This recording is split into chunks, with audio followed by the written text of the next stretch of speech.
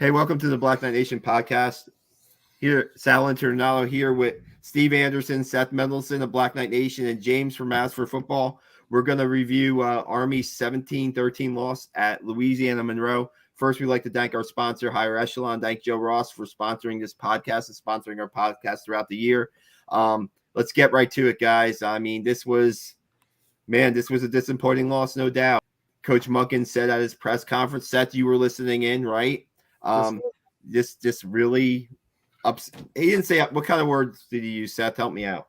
Well, he said he was disappointed. He put the blame on himself. He of course, he said they didn't perform great on the field with the fumbles and the turnovers, but he blamed himself. He blamed his coaches. He was, I was kind of surprised how much he took the blame on himself.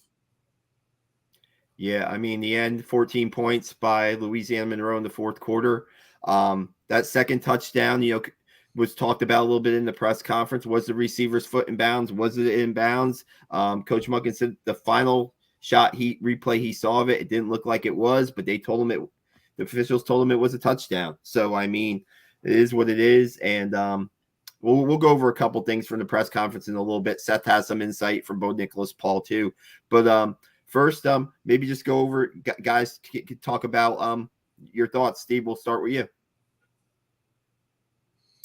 Yeah, I mean, that was a hard game to watch. That was probably one of the worst games I've seen execution-wise under the Munkin era. And as a true leader, Munkin, right, you accept criticism and deflect praise. Obviously, he feels that he could have gotten his team in a better position to where they would have been more prepared. That was clear. We know what kind of guy Coach Munkin is and what kind of leader he is. But at the end of the day, that was poor quarterback play across the board. And, we got tired. 100% we got tired. I don't know if the 100-degree heat index played a factor or didn't seem like we controlled the ball as much as we would have liked. But overall, pretty disappointed, frustrated, and the players' ability to execute. I watch from, however you want to look at it, but I'm looking at scheme. I'm not just watching the game to enjoy Army football most of the time. And it seemed like there was more than enough opportunities. I think I texted Sal at one point, we should be up by 2 touchdowns, and just wasn't the case today. So that's it. That's my opening rant. Super hopeful for the rest of the season, and hope to get back on track this next week. But if anything else, the seniors have a lot of accountability and discipline, talking points to go over this week and the rest of the season. No doubt. Guys, if you're watching right now and you have any comments, please send us them. We'll post your questions, your comments we'll go to James in his opening thoughts for on the loss.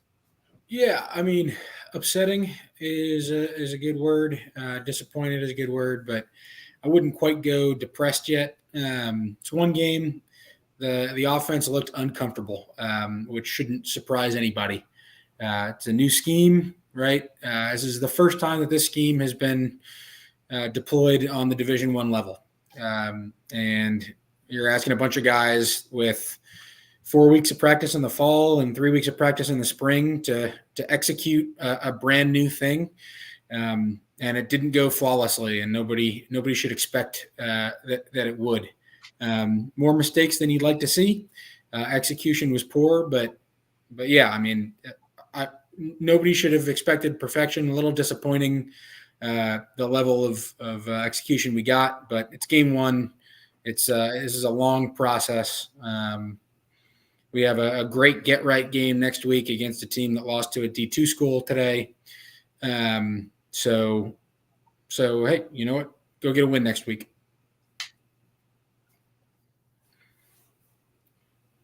Yeah, here's my thing, James, is, nobody expected the scheme to be perfect, but ball control and decision making was a clear.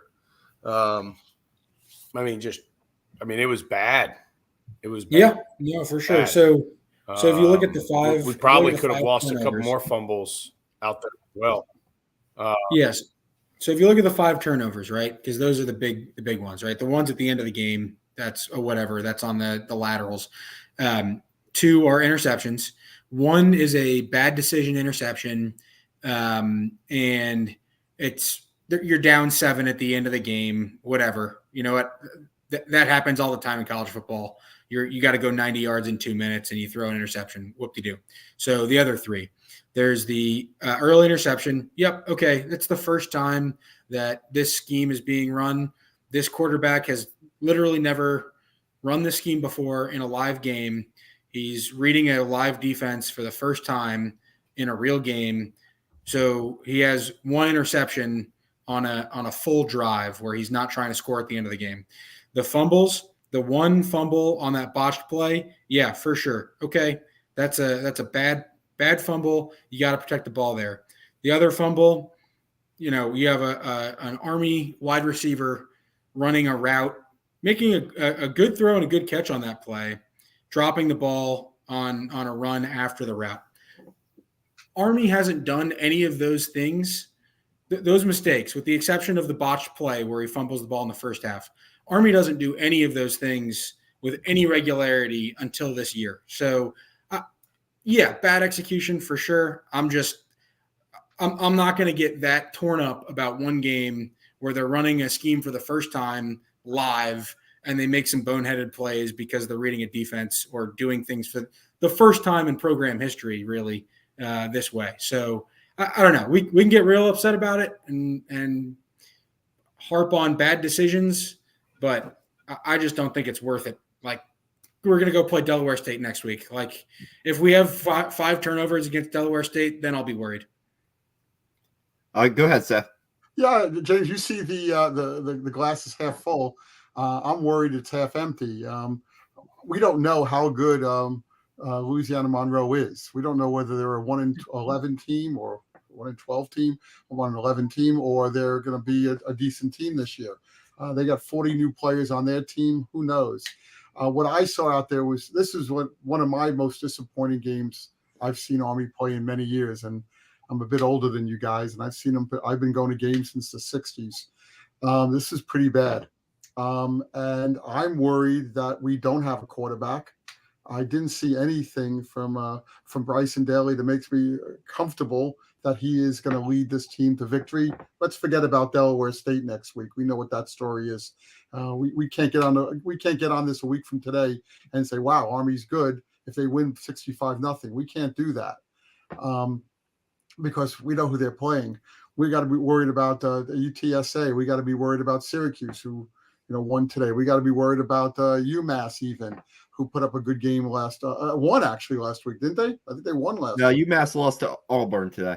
Okay, but they won last week against somebody. Maybe probably an FCS team. Today, yeah, but they beat somebody. They won. Or something. I've got 2 brothers graduate from UMass, so they're ready for the UMass Army game this November. Right. Now, trust me, I had to hear that. I'm concerned about the offense. I didn't like the fact that the play calling was pretty. I knew what they were going to do every play. I even knew they were going to try to fake it. And Monken said in the press conference they were out there to fake it, as Sal said before. The bottom line is that it was a very predictable offense. It looked like last year's offense, with the exception of they were in the shotgun, and that buys you a little bit more time to pass. I give you that. But, I didn't see anything dramatically different. Now, let me say one good thing, one positive thing, that with the exception of the last 6 minutes of the game, the defense played really well. Yeah. The defense was all over the place. They almost won them the game. The defense almost won Army this game. And, Louisiana-Monroe switched quarterbacks at the end there. And I don't know how much of a factor that played. Their starting quarterback was not very good. He was not very good. And they switched quarterbacks. They scored with a backup quarterback in there both times. Yeah.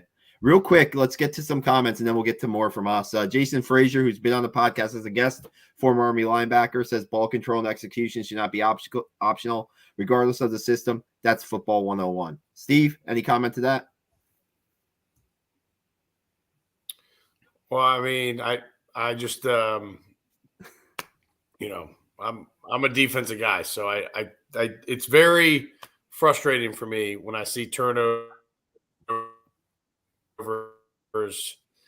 in the 4 or 5 count. When even at the 3 count, it's getting you literally go everywhere and you carry the football. Just don't turn the ball over. I mean, we scored 13.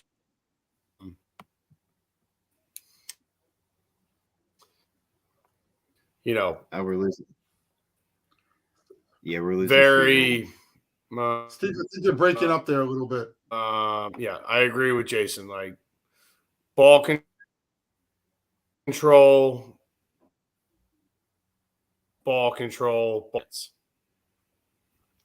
We'll go to one more Jason Frazier comment here, and we pretty much ran Wildcat every run play. This can't be the new system. James, you have any comment on that?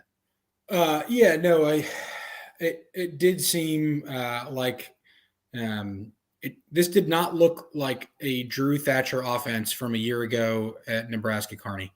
There was limited perimeter running. We had a couple. The only perimeter running with success was a jet sweep.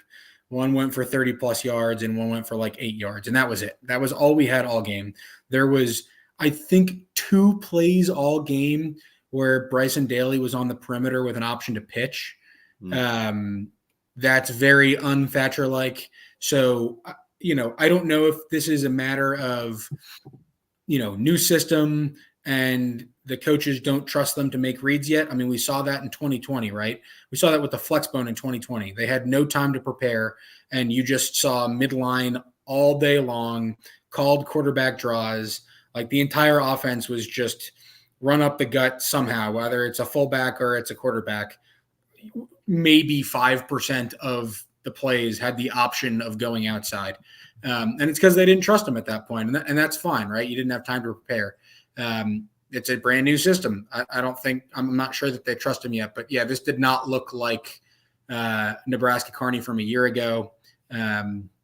It was a 2020 offense, but out of the shotgun. And the thing that bothered me the most about it was that, and we talked about this beforehand, but you get down, you got a 1st and goal on the 3-yard line there at the end of the half. And you spend 2 plays. Your first 2 plays are fullback dives from the 3-yard line out of the shotgun. So how does that make any sense? You're going to put them, you got the ball on the 3-yard line. So you're going to give them the ball now on the 7.5 yard line and tell them to score. Like, do one of 2 things. Either get your quarterback under center and have Jacoby Buchanan blast into the line. And if you don't feel comfortable with an under center snap because you're running a shotgun offense, fine, get to the outside or throw earlier in that series. Like, there's no reason you should be sending a fullback that weighs less than he did last year because of your new offense up the gut into the A gap on a goal line stand 5 yards further back. Like, it doesn't make any sense. So that kind of irked me a little bit. And I went back and looked. You guys have any guesses on how many red zone plays Army ran today? 20. Now I would say like 15. It was right in there. I think it was like 16 or 17. Yeah. Of the 16 or 17 plays, there were 2 incomplete pass attempts. One was that 3rd down play, and one was earlier on an out route that was incomplete. One went to the outside. Every other single play in the red zone was either an A gap or a B gap run. So Every predictable. single one. How are you expecting to win when that defense is in the red zone and gets to cheat up because they don't have to worry about the long ball and they can stuff the box, why are you running a fullback dive or a wildcat to the B gap when you're starting 5 yards back? You have to get to the perimeter or at least enough to open that up. James, I couldn't agree with you more, but I mean, is this going to be a problem all year? I mean, it might be. Everybody's going to look at the films. Delaware State's going to look at the films, and they're going to sit there and say, okay, I agree with you. I mean, there's nothing wrong with this shotgun offense. I think it's great, but you also have to have situations where you're on the 2-yard line or it's 4th and 1 and you're going for it, and you don't line up in the shotgun. I mean, that's just a tip. I mean, these kids have been playing football for 15 years, or 13 years or 12 years. Your quarterback knows to get under center, and a fullback's got to know that you get the ball and you run in. This is what this guy Jacoby has done for years now, and I agree with you. What's going on there? Can I make a point? Can I just make a quick point, James? I think it was a second scrimmage that Army had, right? They started like red zone offense to start the scrimmage, and they ran their 3 or 4 different quarterbacks in red zone schemes and stuff like that. So we can't say they haven't practiced this because I saw them practice it in the scrimmage. I saw them run plays. Now, they were playing against a scout team defense. They weren't playing against Louisiana-Monroe's defense. So they have practiced this in the past. So it's not like it was, I mean, they were working on this a lot from what I saw in scrimmages, and just in real game time, it just didn't work today. Quick, we'll get Steve's comment real quick. I just wanted to get a couple comments in here. Macaulay Hoyt, is talking about the 4th and 1 to use Buchanan to get 2 yards like we have in the last 3 years. Again, we have Broy15 saying, I don't understand why we can't go under center on 4th and 1. We don't need to be in the shotgun on every play, what James and Seth were saying. Let's say right here we have 4 QBs on the roster. Has anyone know how to take snaps under center? Well, yeah, Bryson Daly took snaps under center last year, right? So, and so did Dwayne Coleman. So, Steve's back. We're just talking about the red zone offense today, Steve. Yeah, a lot of good points. I heard all you guys. I think I think I echo it. It's frustrating to see us, and I have to believe that we're talking long game here, right? This is the offense, okay? We're not going to get cute, and we're not going to just do things that fit for the situation. This is the long game. Like, hey, this is our offense. We have to run reps at this to be good at this. And if we don't, we'll never get good at it. That is Seth is laughing right now. That's the half full. Oh, I agree with you. That's the half full in me thinking about the long game. Like, hey, this is a new offense. This is what we got to run. We got to be able to run it in every situation. Otherwise, teams are going to start being able to tell when we go under center, this is what we're going to run. And when we do this is our QB for this situation. This is what we're going to do. So I get it. I get the whole first game. And look, we had to have a lot of confidence. We had to believe we didn't have to go out there and show a bunch of sexy stuff to beat Monroe. Like the game plan was probably real simple, Sal. All right. It was probably real simple. We're going to run our offense and we're going to be better than them. Our players are going to be more athletic, and we're going to open gaps, and we're going to get sacks, and we're going to hit the gaps to make plays. Like, I have to believe some of that has to, and maybe that's a little arrogance on my part, but I have to believe we went into this game believing we could beat you if we ran shotgun every single play. All right. So, that's what I have to believe. Now, do I think there's situations where you can say, hey, get up under center and let's just push this guy 1.5 yards? 100%. I do believe that's there. I believe that's the common sense. But look, I've never been on Division I offense in real games. So I don't know the ins and outs of that. I know that as a defensive player, when we knew what they were going to do, there was automatic checks, automatic calls that we made. So I know that if the tell is there, defenses will know it. And look, I go back to Seth's point. Monroe's got 40 new players. They may be a legit team. We may just have a year this year where every team on our schedule is just better than we expected or better than they were last year. And it's just going to be a fight week in and week out. And that's, that's okay. But, man. But maybe not. But maybe they're not a better team. Maybe they just beat us because we didn't execute and we had turnovers and we had the play calling was not what I would expect. I agree with you. You walk in, you don't want to show all your cards the first game, especially against ULM. But when the score is, what was the score at halftime? What was it, 10-3? When the score is 10-3 at halftime, and you're locked in a battle. Then you got to sit there at the half and say, okay, maybe we have to show a couple more. We got to win this game. This was an important game for us because forget about next week again. We got some tough games coming up.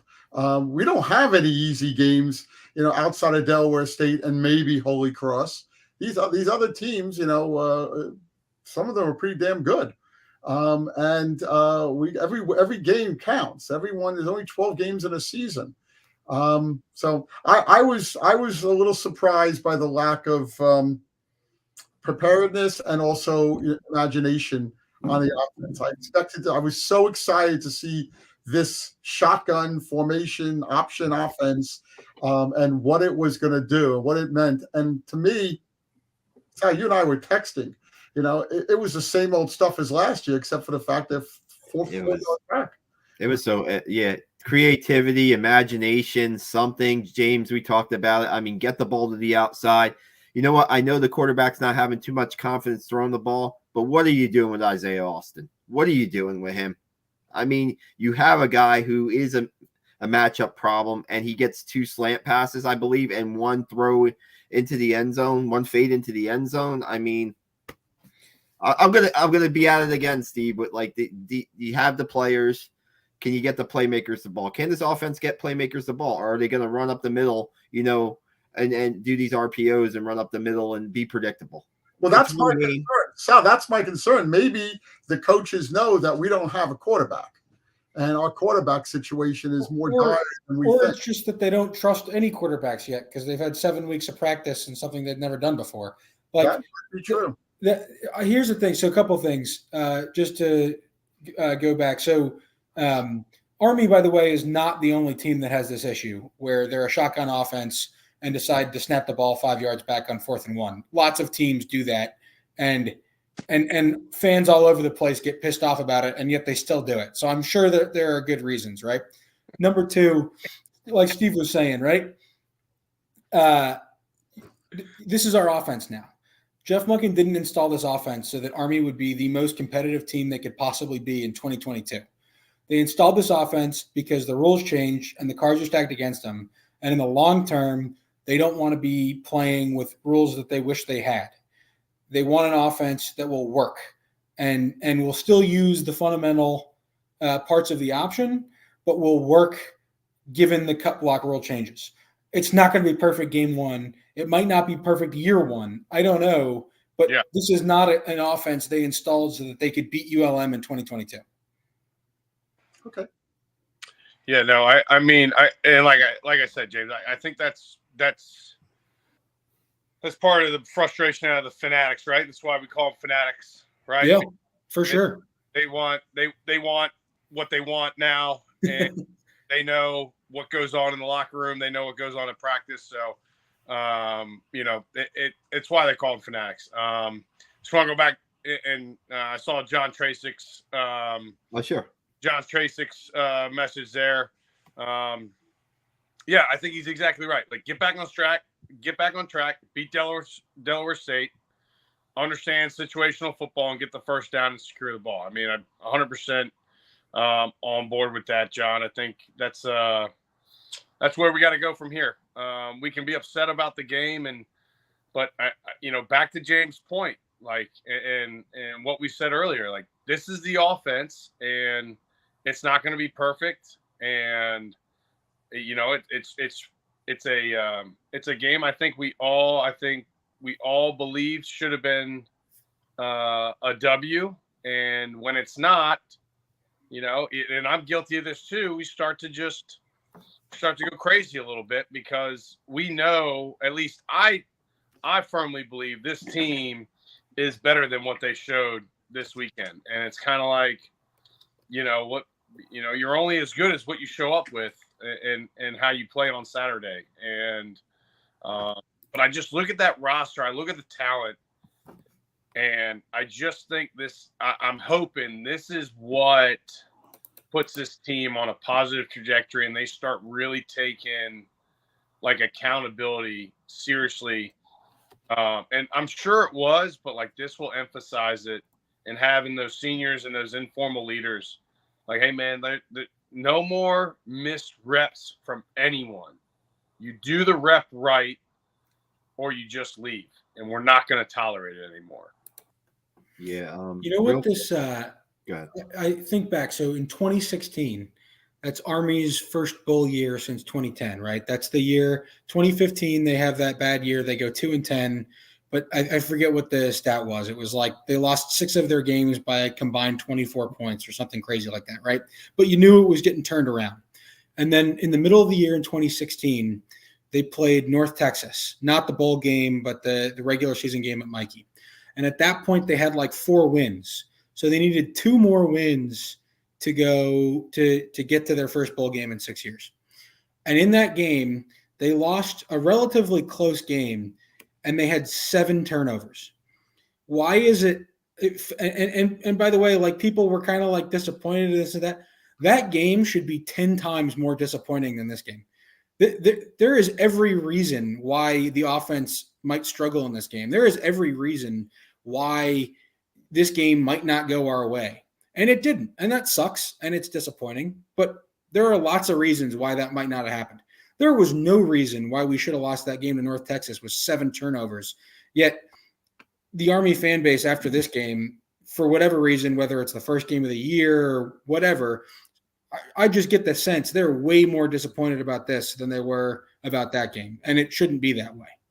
Well, Time go ahead, Steve. Okay. Time heals all. All right. People were upset about the game. All right. Trust me, there were people that were upset. But, that was 7 years ago. What are we talking about right now? Okay.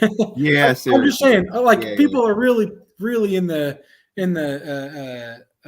can about this. Like, it's one game. It's the first, let's put it in some perspective. Yeah, it sucks, but it's one game. It's the first game with this offense.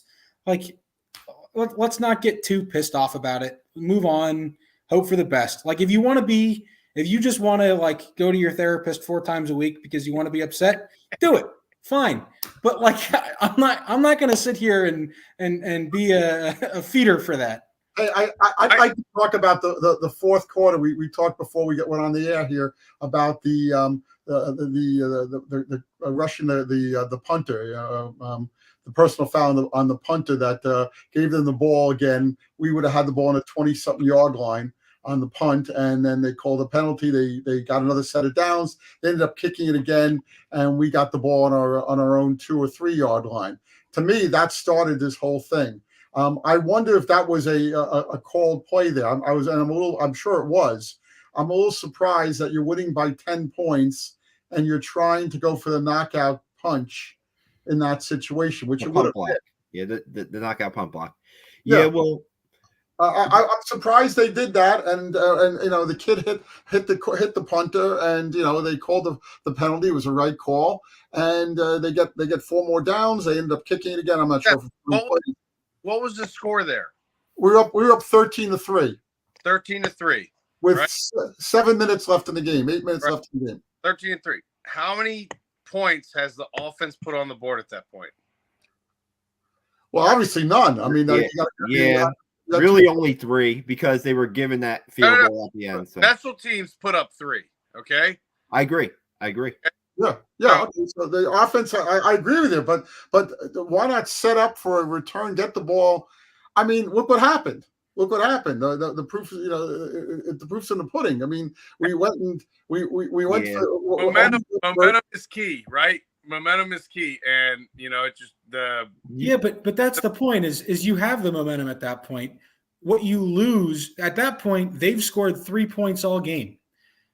all you're doing if you let them get that punt off is you continue the stalemate and you still have the momentum. Yeah. Like it's so little to gain and so much to lose. No, I hear you guys. I hear you. I just, I think in the moment, I think it's like, hey, we got to get something for our offense here to boost their confidence. And, we're not going to get a penalty. I don't think anybody thinks I think the coaches told him right before, hey, if you can get the block, but don't hit the kicker. Right? Like, I mean, that's what the coaches are telling them. But don't do it. Don't put yourself in that. Don't call the pump block. Yeah. Call protect. Like, I mean, is the right play. That turned the game. That turned the game around. Who was the penalty? No, that didn't turn the game around, Seth. They got on the 2-yard line. We didn't get a first down. Hey, what year was that penalty? What year was the player that got the penalty? Freshman. Yeah, I could 100% see myself on pump block team go all out for that. Why are you sending a freshman in game 1 of the season on a pump block? Sal, I'm sending it trying to make my name in my first start.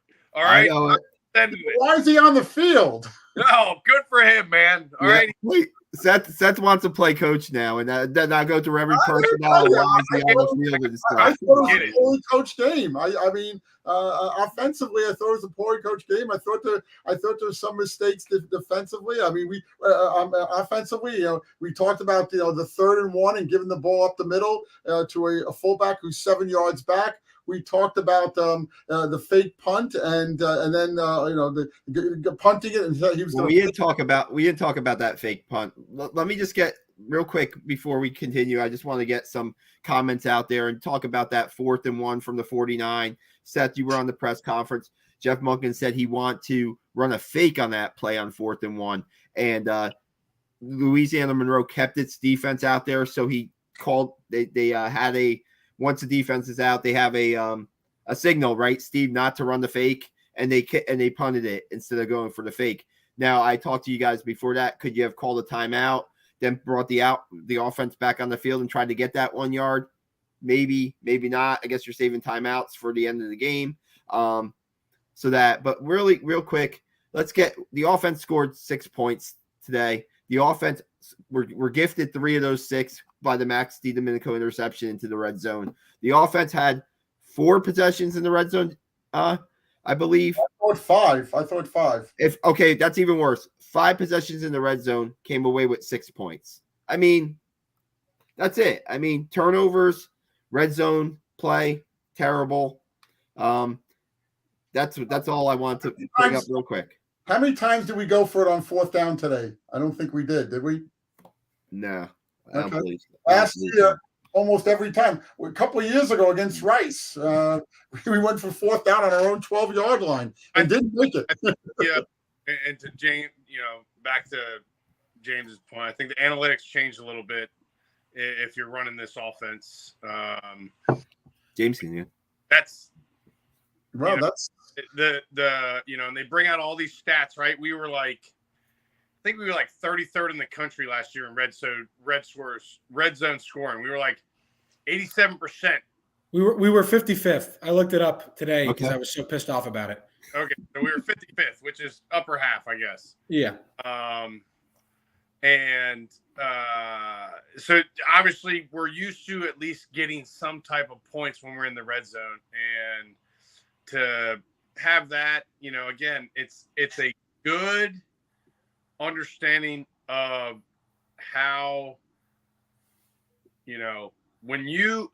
all these guys are triple option guys. Okay. Let's not forget the fact that we have recruits right now that were for the triple option. And I know people say it doesn't matter or whatever, but I'm telling you, when you have recruiting classes, you are recruiting specifically for what you need them to do. And you're looking at all the things that people may not look at in other offenses and other defenses. Like when we went to this offense, we knew there was going to be some players that didn't fit the scheme that we were going to have to try to find where they fit because of their athleticism, right? And that's where we're at right now. And I just think that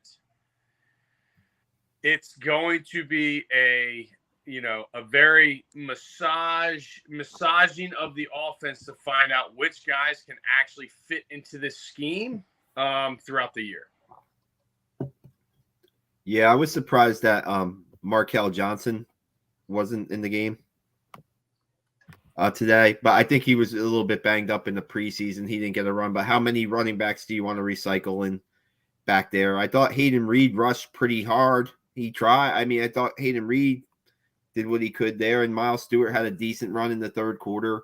Let's get a few of these comments real quick. We just need the tosses or the jet sweeps to get to the perimeter. Not everything needs to be downhill with these slow running backs who I don't think fit the scheme that much. Well, I thought we were going to do a little more motion. So in the triple option, you have the old wing back, getting his head start. You have some jet sweeps that you're getting a head start on. I thought we were going to do a little more motion to test the defense's eyes and maybe out leverage them. Honestly, I just thought that's what this shotgun triple option, when I explain to people what kind of offense we run, I basically tell them we're running a shotgun triple option RPO offense, right? We're trying to combine the triple option with the RPO, get more slants in the game, and out leverage guys to where our linemen don't have to cut block and cost us 10 yards every other play because of the angles and the changing of the rules. So I just believe that I just thought there was going to be more motion, more leverage than there was today. This does not look, like I said earlier, this does not look like Thatcher's offense in Nebraska last year at all. Like this seemed more to me like a shotgun version of what we ran in 2020 because we were scared to let people make decisions. And that's fine. Like if that's what's going on, like I get it, but it wasn't. This is not what was sort of promised from the Thatcher offense, and it's early, right? And I see Jason Frazier there. Seems similar when we switched to Todd Berry's system. Few key differences there. Number one, we're not trying to create a pocket passer like we were back then. Number two, back then our heaviest lineman was what, 275, 280. We have 16 guys over 300 now, so a little bit different, and we are trying to create those options. But to your point, Steve, like I think I counted 2 perimeter options all day. 2. I think there were 2 times when Bryson could have kept it or pitched it. He kept it both times, and then we had like one hard pitch to a tailback, and it went for a yard maybe. Like that was it.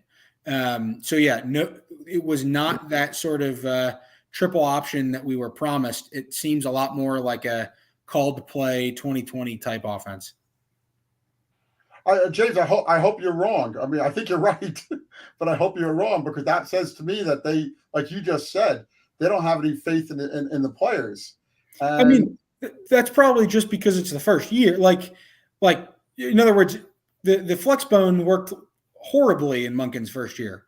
It took time. So I wouldn't read too much into that, I guess. Well, I just hope they can recover. Army has a tough game in 2 weeks against San Antonio, and followed by Syracuse, followed by they have 3 or 4 road games in a row. We got LSU, we got Troy, we got Coastal Carolina. These teams are good teams, very good teams, probably a lot better than Louisiana-Monroe, most of them. And I just hope that we come up with the talent to run this offense. We're committed to it. Army's committed to this offense for the year. It seems. I mean, I don't think you can go backwards. So it might be a situation where we just don't have the talent to run it. I didn't see talent today. I did not see. I didn't see pitches. I was so excited about this. I can't tell you how excited I was to see what this. And I thought we were going to win this game, and I my prediction was 24-17. I thought I was being cautious. And when the game started, they went down the field twice. I said, okay, they fumbled and the interception, the fumble, and not the interception. Was it interception? Yeah, the interception fumble. I said, okay, we're still dominating the game. We were.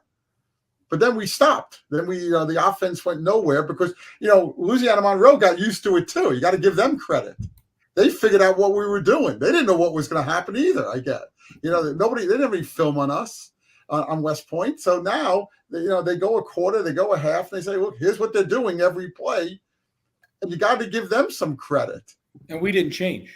We didn't. We didn't change at all. It was, I think we had more rushing yards in the second half than we did in the first half. But, it's still, we didn't score. I have a stat. 50 rushes by the Army Black Knights today. 21 of those 50 rushes, 42%, I'm a math major, went for 2 or less yards. I mean, the running game just wasn't there. It just wasn't there up the middle. We've talked about it. You got to try the outside. I don't know. By the way, I bet that stat is pretty similar to last year.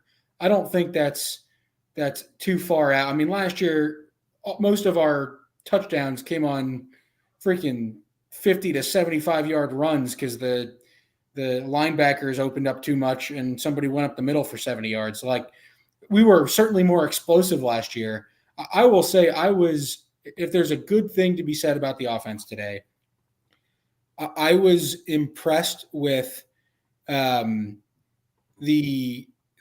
decision-making of which gap to punch for whether it was the fullback or the quarterback, like sitting there in that slow mesh for that extra half a second.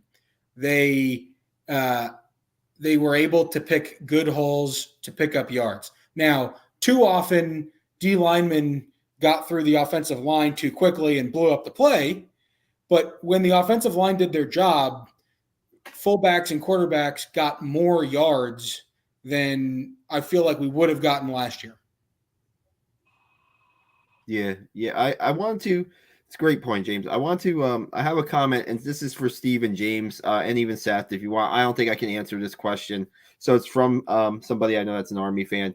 He's asking, is the goal not to cut block at all, because he doesn't.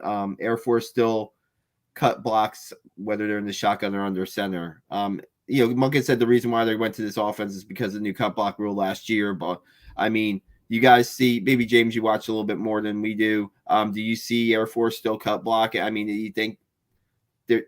I mean, I don't think cut blocking is in this scheme, right? So no, and yeah, Air Force and Navy still cut block. The problem is, effectively, all cut blocking that occurs in a flex bone is on the offensive line within 1 yard of the line of scrimmage, and that's it.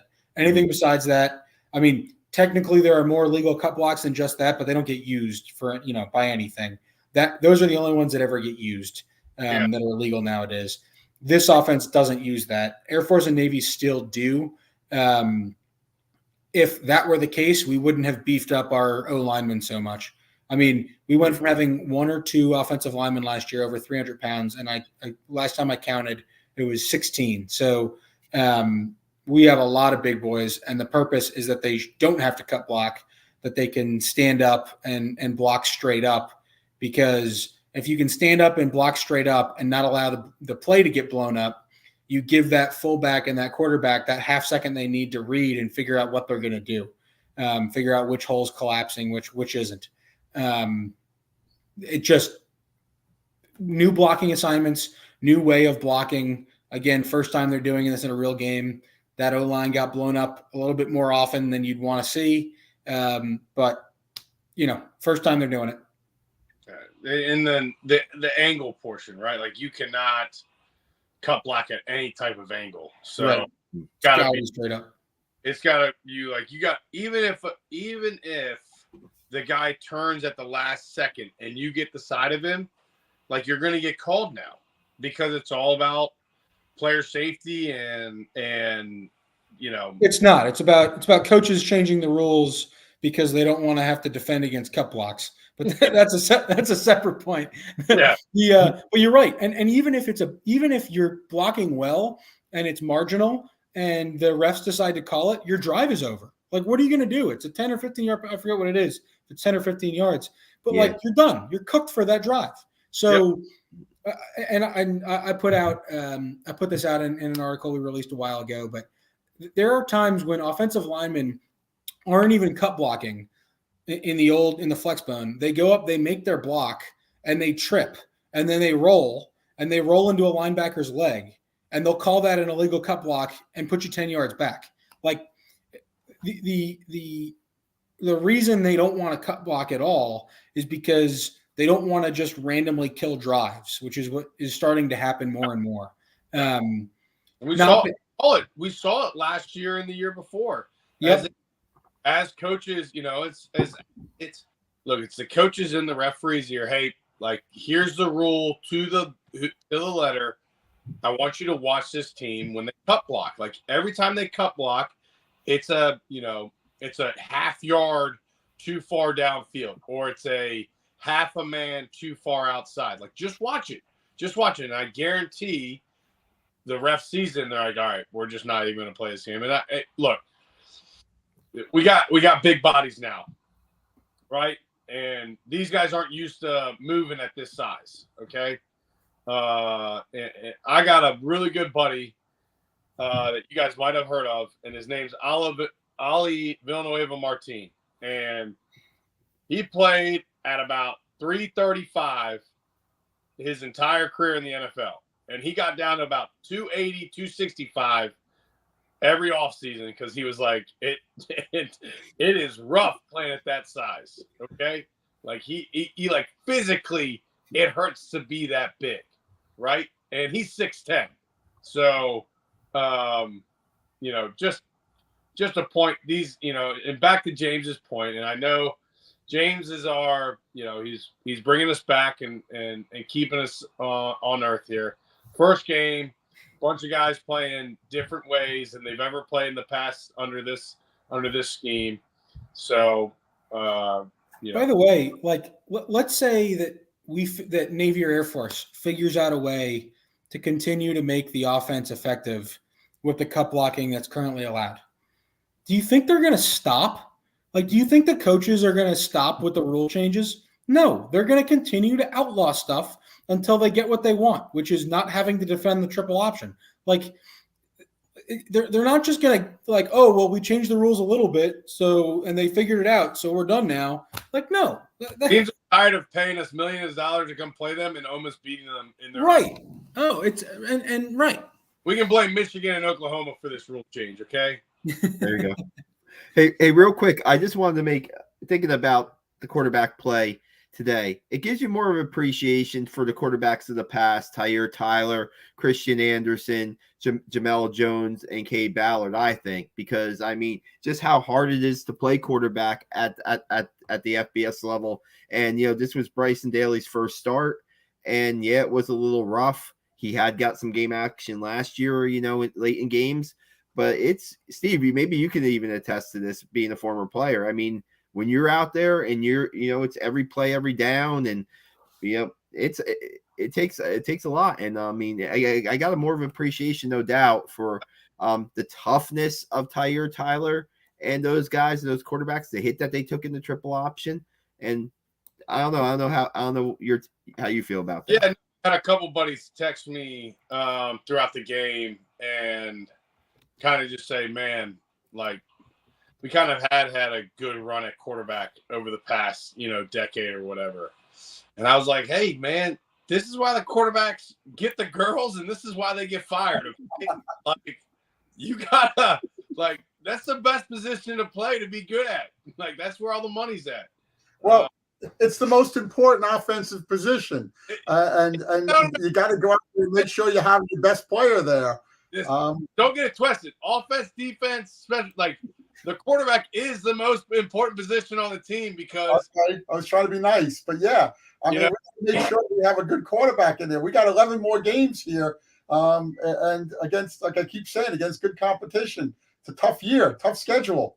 And I'm kind of lean towards more James, and let's not throw Bryson to the crowd just yet. Okay. I think we're all just a little. I think we had high expectations for this game. I am a huge Army fan And when I take a step back and go back to the player I used to be and what used to go on and what's going on in that locker room after the game and what's going to happen tomorrow when they go back to the drawing board, I think a lot of guys are going to understand that, Bryson's going to take the hit for this one, but like, if we were to go back and watch that film, a lot of guys are going to take ownership on just how it culminated to where there was a lot of things we could have done better across the board, offensive line, receiver, running back. Obviously the gashes at the end, and me and Seth talked about, or me and Sal talked about this pregame. Like, it was hot. That's a hot game.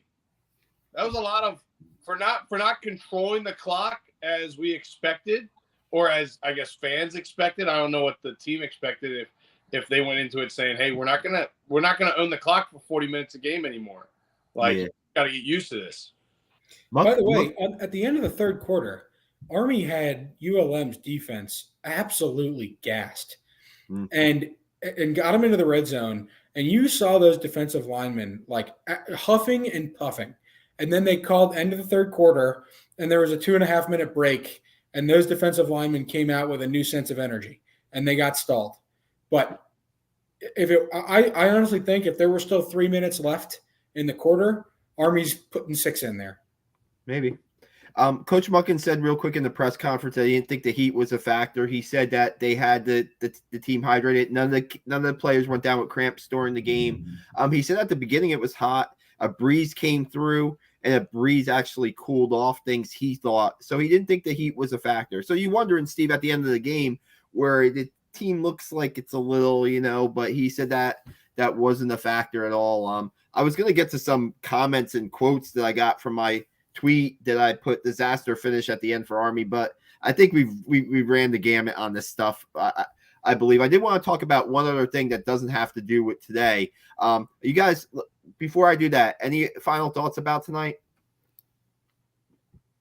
I'll just say, look, next week, Delaware State, I'm putting Bryson Daly in, and I'm not pulling him. Like, if we're up 45, put in the second string offensive line. If we're up 60, put in the third string offensive line. Just make it harder and harder for him so he can learn more and more. Put him in for 4 quarters and like let him get his confidence. I'll second James, but I'm also going to caveat that with if we're not up by 25 points, go to the freshman and let's start this Wow process. Okay. Seth, real quick. Seth, Reader's Digest version. I agree with you guys. If we're killing them, let's get as much experience as we can for the big games coming up. If we're not killing them, we got to blow up this team and start all over again in a matter of a week or two. And find the talent. Look what the Yankees just did in baseball. They brought up all these kids. We don't talk about the Yankees on this podcast. Let's go Yanks. We don't talk about the Seth. You're not allowed on the next podcast now. My God, I'm on probation. Under your podcast. We don't talk. Hey, Seth. I know what you want to talk about. You want to talk about realignment, right? No, yeah, but wait, no, what Seth, we will talk about the Mariners walking it off against the Mets. Well, not walking it off. J.P. Crawford with a big home run today. We could talk about Mariners baseball. No, what I wanted to talk about, I wanted to talk about realignment, but my final word is we didn't talk about the Bo Nicholas Paul pick 6. I mean, that was a big play by the defense. Yeah, he did the flip into the end zone. Yeah, Jimmy Charlo went right up to him, telling him, "What are you doing, man?" And he was very upset on the press conference about that. That's all he wanted to talk about, is that he let the team down by doing that flip into the end zone and the 15-yard penalty that came with it.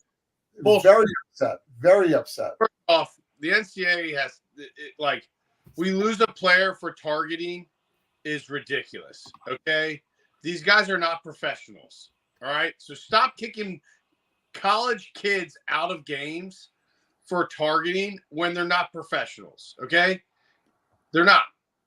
No, there was no ill intent from him putting his head down there. I agree with you. Knock out.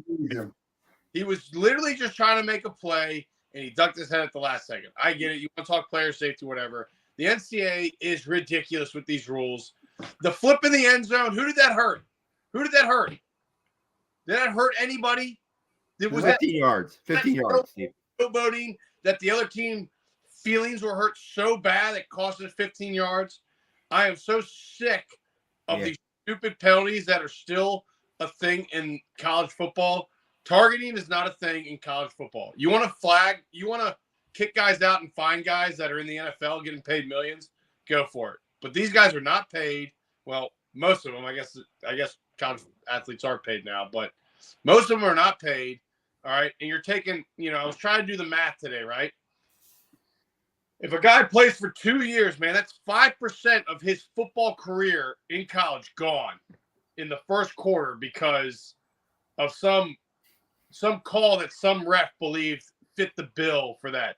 I can't stand it. If targeting, I'll tell you what, if I go back and watch my film and targeting was the rule back when I played, I would have played maybe half the games I played.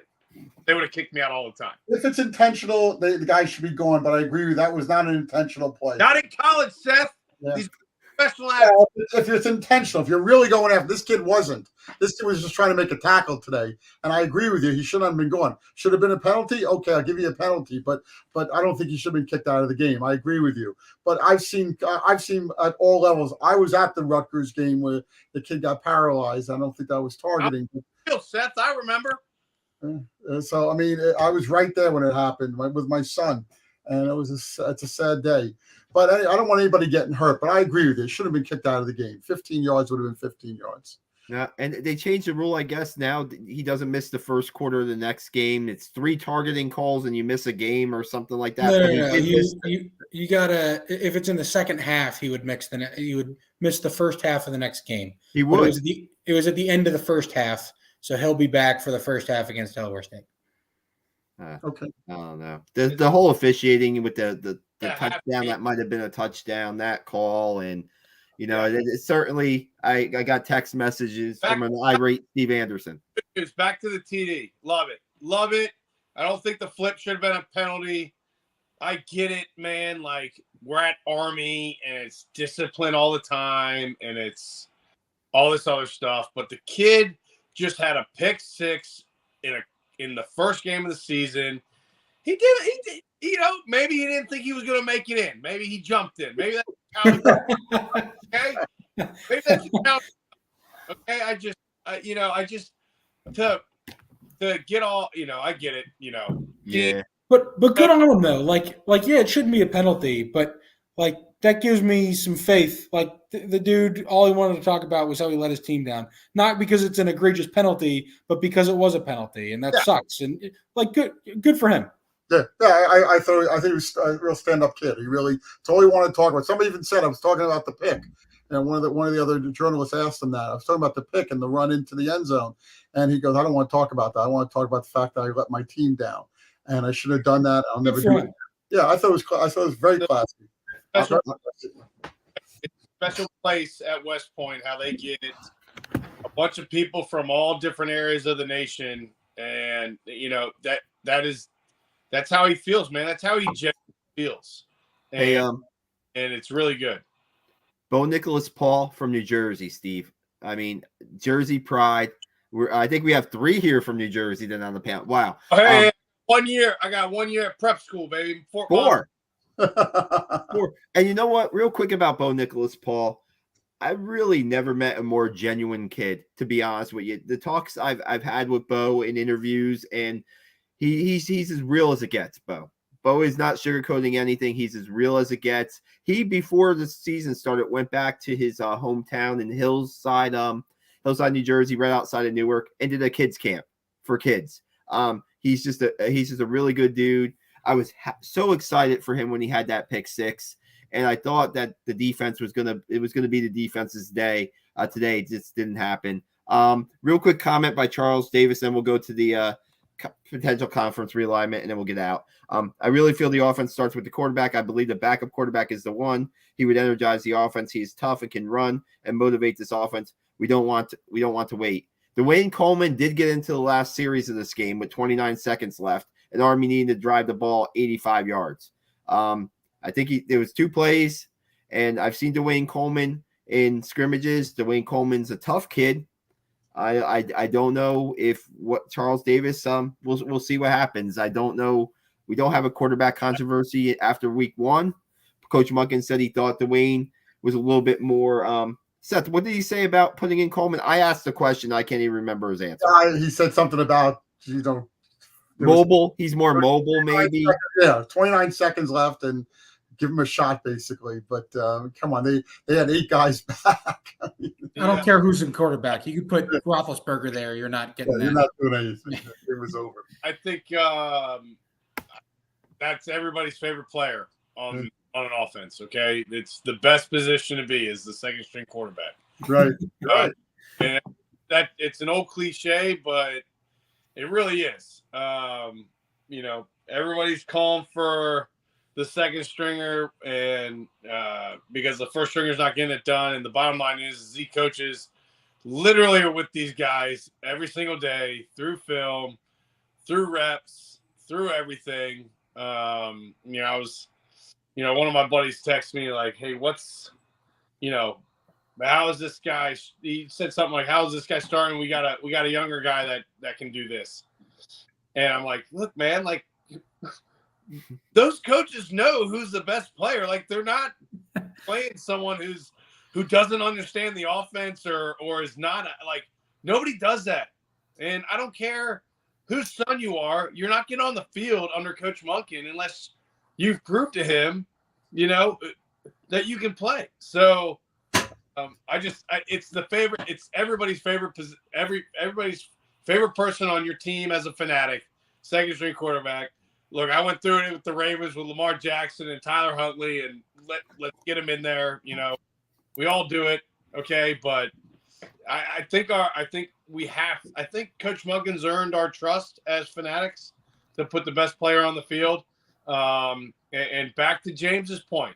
All right, we got 7 weeks in a game right now as our survey size. All right, so we'll play Delaware State, and I think we go back to me and Seth's talk. All right, get him all the reps, get him all 60 minutes, get him all the reps. But if it isn't good reps, we need to get the next guy in there. All right. What's funny? Go ahead, Seth, real quick, and I want to mention. All right, so let's talk about this realignment because I think it's important. Well, I got one more thing to say. You know what? This game made me realize that how valuable Alex Meredith could have been to this team, because Alex Meredith is a guy who seemed like he was really right. He was giving Bryson Daly a run for the starting quarterback. Unfortunately, he hurt his Achilles early in the preseason. A senior who was going to have his last chance. I thought about Alex Meredith a lot today. I actually joked around with Max DiDomenico in preseason because he was recruited to be a quarterback.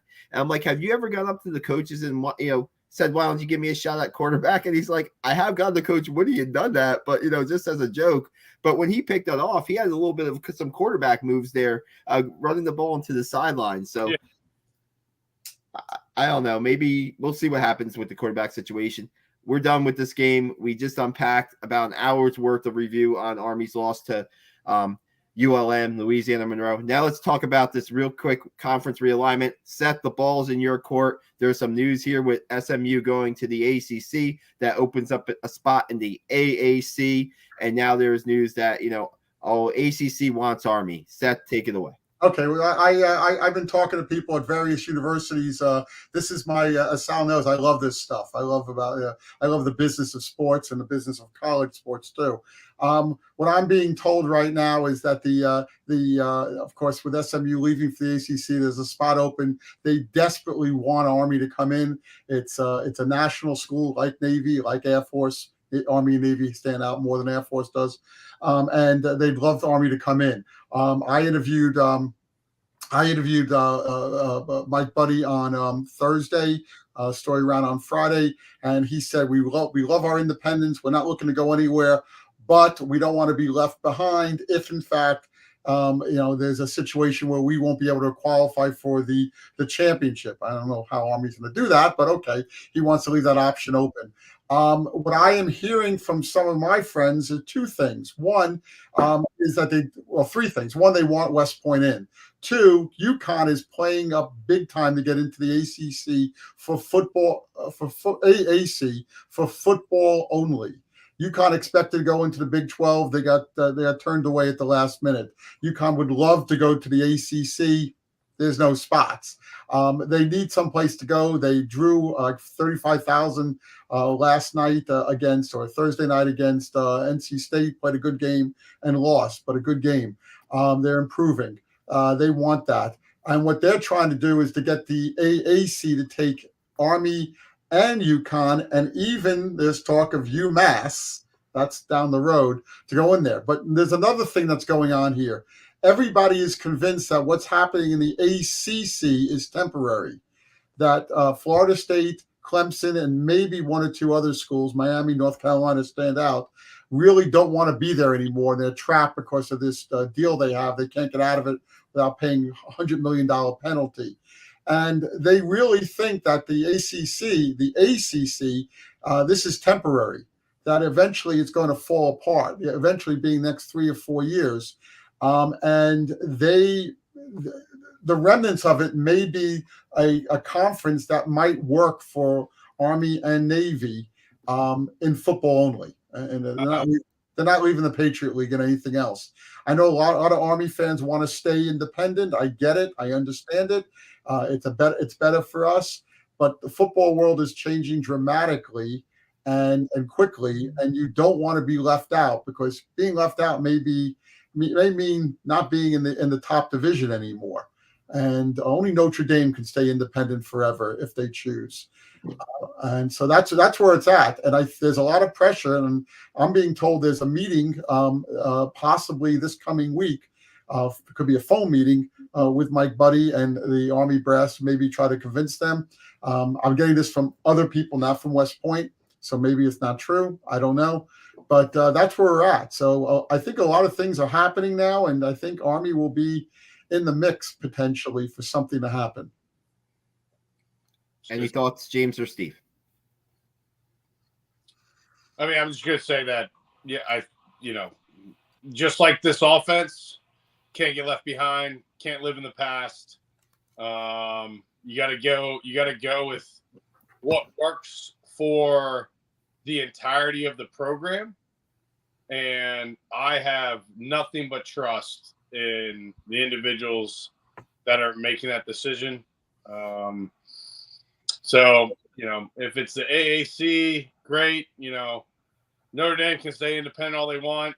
It's not helping their organization at all. So, I don't think they're like the pedestal of independent teams we want to be, And look, Conference USA wasn't so bad back in the day. We did just fine. So these are some of the same schools. And if you take UConn and you have Temple and you have Navy, and East Carolina is not that far away. You do have some Eastern schools in there. East Carolina's in North Carolina. You need to worry about traveling. Well, that only be for football. Remember, Army and Navy are staying in the Patriot League for every other for the Olympics. Buddy made a great comment to me, and I used it in the story if you read it. And what he said is, we're not sending our volleyball team 7 hours on a flight to go play a match, wherever that is, 7 hours away on a Tuesday night. Yeah. And nobody's talking about this for all of the rest of sports, is that this works for football. It kind of works for basketball because those are money sports. But you're telling me that the Stanford girls field hockey team has to get on a plane on Wednesday to play Boston College on Thursday and maybe Clemson on Saturday and then fly home?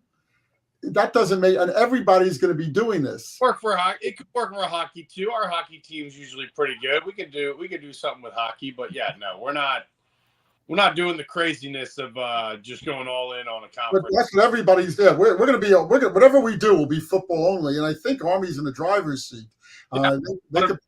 They could probably get something. Of course, the Army Navy game has to be played in December, end of season.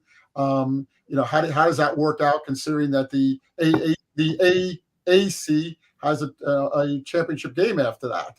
So how do you figure that out? They have to figure. There's a bunch of things to figure out. Army may just turn them down. Who knows? As Buddy says, he likes his independence, and Army's doing okay with it. Real quick, Pete Thamel said that if the Army-Navy game, if they go to the AAC, the Army-Navy game would be a non-conference game likely.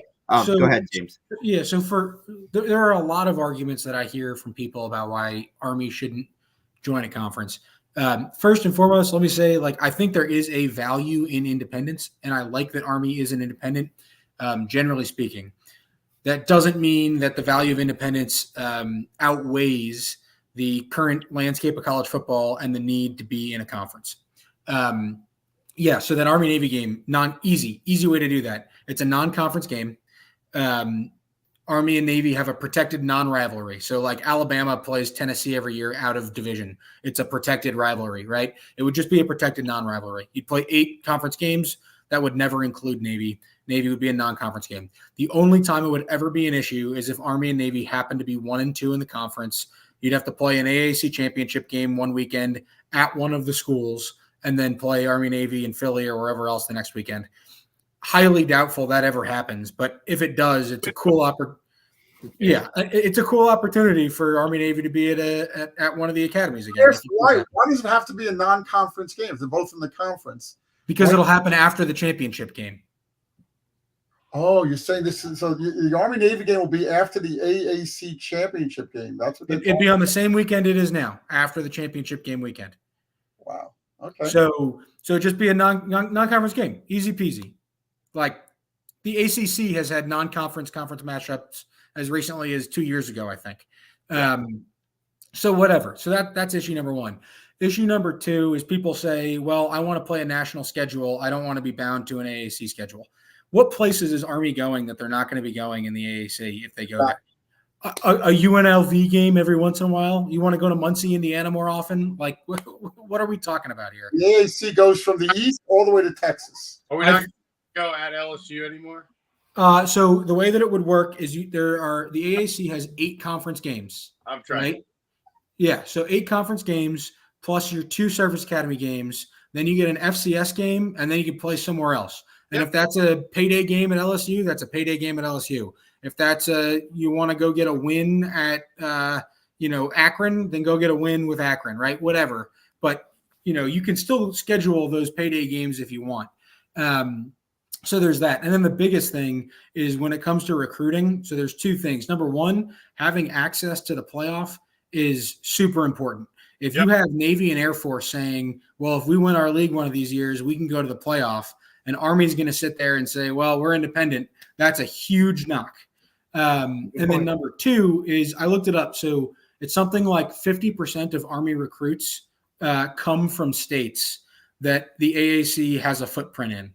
The only state that we get a lot of recruits from that the AAC doesn't have a footprint in is Georgia. But we've only played, in Georgia twice in the last 20 years. So it's not because we're going there that we're getting a lot of recruits there. So it's better for recruiting. It's better for access to bowls. It's better for access to the playoff potentially. I don't want to hear any arguments with the national schedule. There's really no reason. I agree. I'm a proponent for it, and I hope they do it. Plus, we'll get better teams in Mikey who have to come. Because right now, nobody wants to come. That's the other point is anymore of substance. Even some of these teams like Tulane and in the AAC, because they sit there and they say, it doesn't pay that much money. It's tough to get to. It only holds 38,000 seats when the new stadium is done. So now they have to come. Plus, there's no more dual FCS. 7 of the last 10 years, we've played multiple FCS teams, and it's not always been the way that it's been scheduled, but it's the way that it works out. And you're just asking Monken to win an extra game to get to a bowl because you can't figure out your schedule. Right, I agree.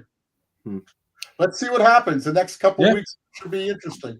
I don't know. Me personally, I'm not. I think Army should join the conference down the road, but I'm not so sure James, you made a good point with recruiting. I didn't think about that, with the 50%, but I'm not big on the AACC because I think the ACC, what will the AAC be in a few years. It might be a bunch of conference US.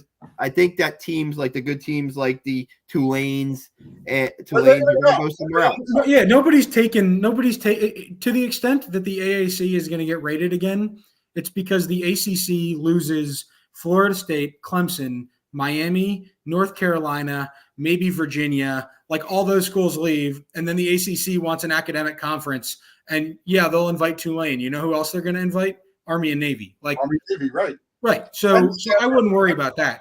In Cal now, which are two good schools, they're now in the ACC, the Atlantic Coast Conference. And you know how cool it would be to play football and not women's volleyball against Stanford and Cal all the time?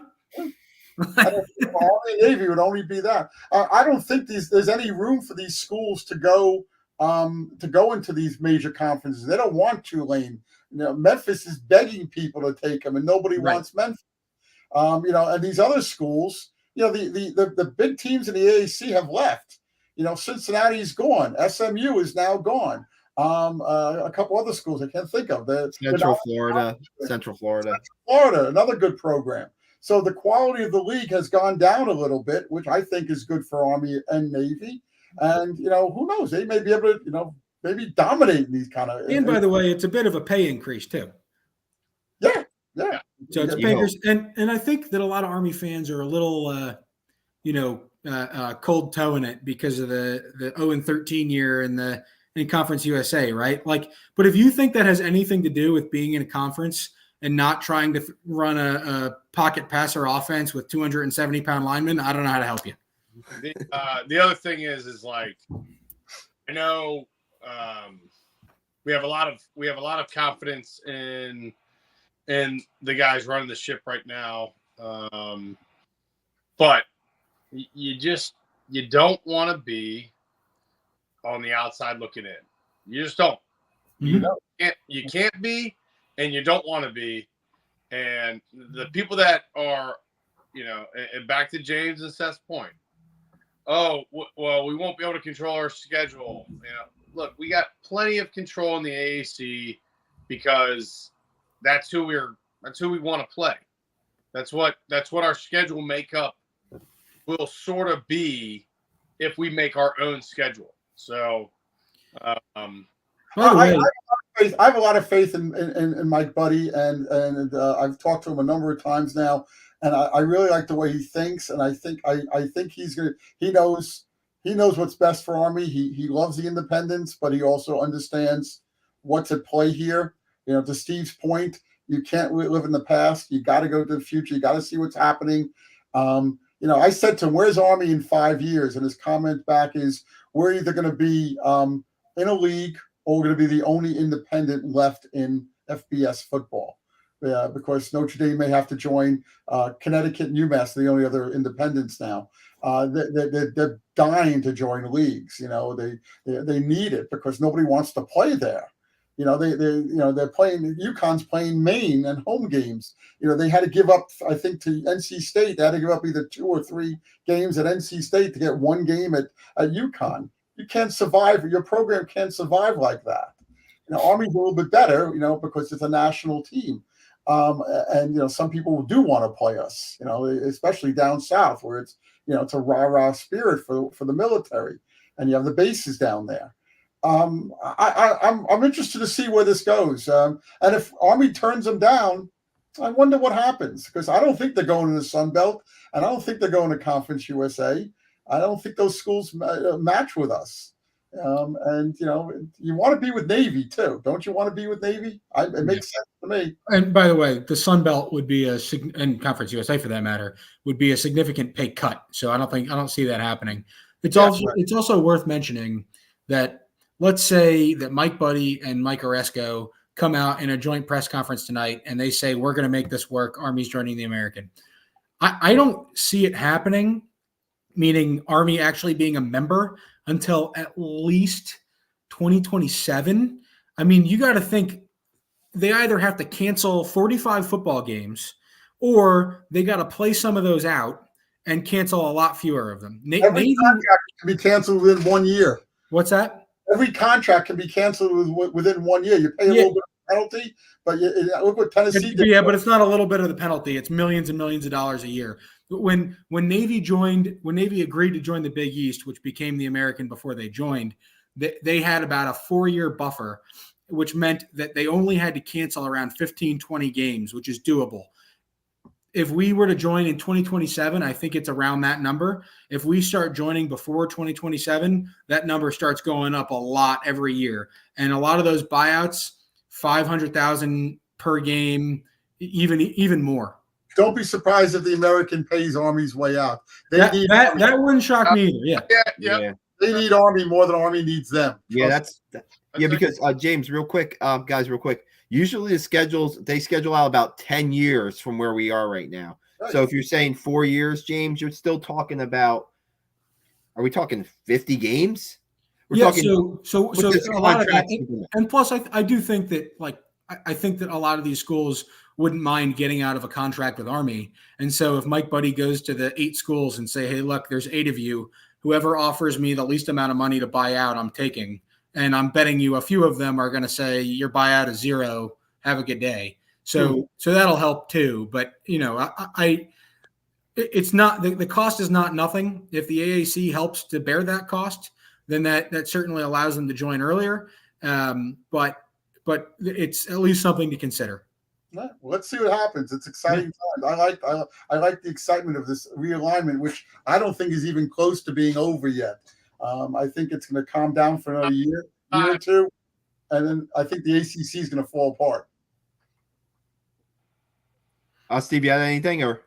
No, I was just saying it's wild, man. I mean, it's I don't know, man. I don't know. I'm trying to think of. I don't know.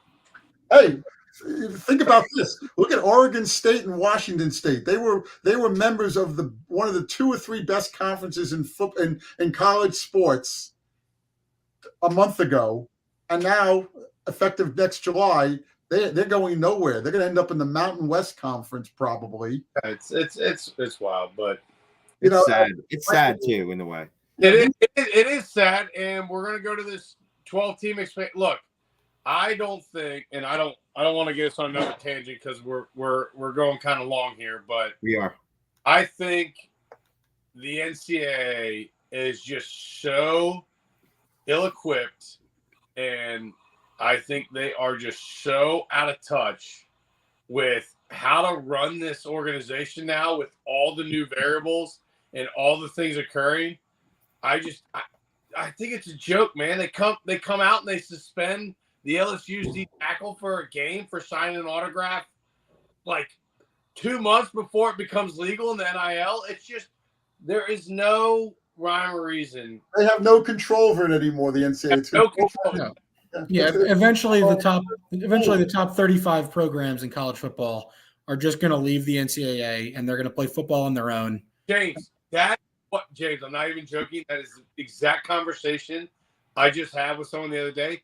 They're gonna the top teams are just gonna. We don't need this anymore. We can go get our own contracts. We don't need you, NCAA. Like we make more than you. Alabama makes more than you.